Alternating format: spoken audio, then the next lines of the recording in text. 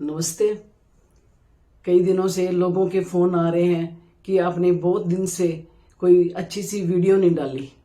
तो मैं आपको बताना चाह रही हूँ कि मैं जामनगर गई हुई थी, क्योंकि मुकेश अंबानी जी के बेटे अनंत और राधिका मर्चेंट की प्री वेडिंग शूट था।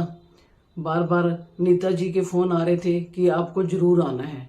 तो मैंने उनको कह दिया कि मैं बहुत बिज़ी हूँ, मैं टाइम नहीं निकाल पाऊँगी। तो उन्होंने कहा नहीं, आपको तो जरूर आना पड़ेगा, चौका आपने ही संभालना है। जब बंदा कोई इतने मान ठान से बुलाता है तो मना करना भी बड़ा बुरा लगता है। तो मैंने कहा चलो मैं आ जाऊंगी।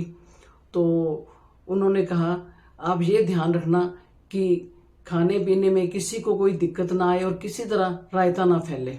तो मैंने हर थाली के ऊपर लिखवा दिया, उतना ही लो थाली में, व्यर्थ ना जाए नाली में।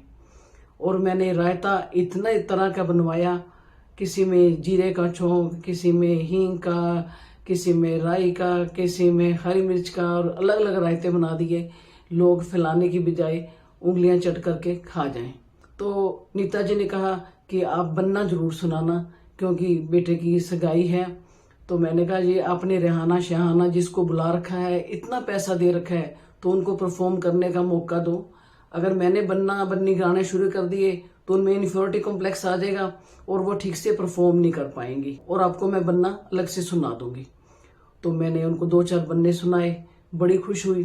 तो उन्होंने कहा अगली बार जब वेडिंग होगी तो आपको ही ये बन्ने सुनाने हैं। मैंने कहा आप जितने कहो मैं बन्ने सुनाऊंगी। और अगर मेरी वीरांगना ग्रुप की बहनों को बुला लेते तो ये स्टेज को ही एड़ी मार कर तोड़ देती। सब लोगों को इंस्पिरेशन भी मिलती कि सीनियर सिटीजन लेडीज भी इतना सुंदर परफॉर्म कर सकती हैं, तो हम क्यों नहीं कर सकते। और खाने की वैरायटी तो पूछो ही मत, 2500 तरह के खाने। बंदा एक जगह से खाना लेना शुरू करे तो दूसरे छोर तक पहुंचने के लिए गाड़ी की जरूरत पड़ती है। जब सब लोगों ने वहाँ डांस परफॉर्म किया, अच्छे से खाना खाया, तो मैंने कहा उनको जो भाजी देनी है तो वो भी बढ़िया क्वालिटी की होनी चाहिए, क्योंकि कोई ये ना कहे भी अंबानी के लड़के की शादी थी और भाजी में इन्होंने रसगुल्ले गुलाब जामुन दे दिए और कपड़ों में ज़्यादा लगे हैं और हमने खाए कम हैं। तो उन्होंने कहा ये बात तो बहुत बढ़िया है, तो हमें क्या देना चाहिए। तो मैंने कहा शक्करपारे, मठियाँ, पिन्नी, गूंद के लड्डू, आप कोई सूखा सामान रखो ताकि वो लोग रास्ते में भी खा सकें। मुझे इस बात की बड़ी हैरानी थी कि कोई भी फूफा वहाँ पे रूसा नहीं कि हमें बस में क्यों बुलाया, गाड़ी में क्यों नहीं बुलाया।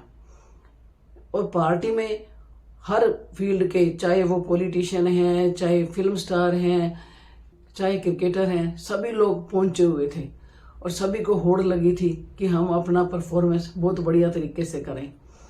तो मैं तो हर चीज़ को संभालने में, टेस्ट करने में ही मेरा गला खराब हो गया।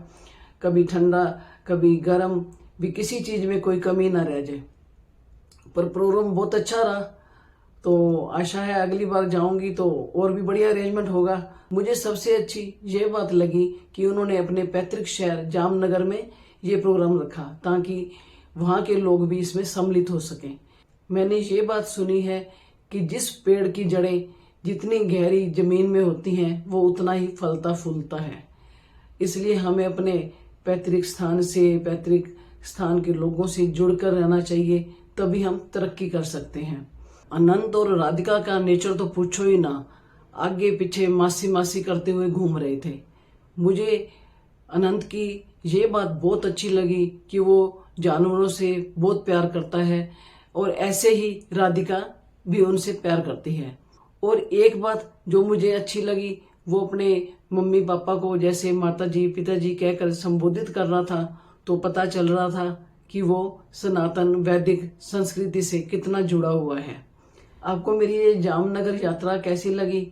अगर आपको अच्छी लगी है तो आप इसे लाइक करें, कमेंट करें, शेयर करें और मेरा यूट्यूब चैनल शशि का पिटारा सब्सक्राइब करें। धन्यवाद।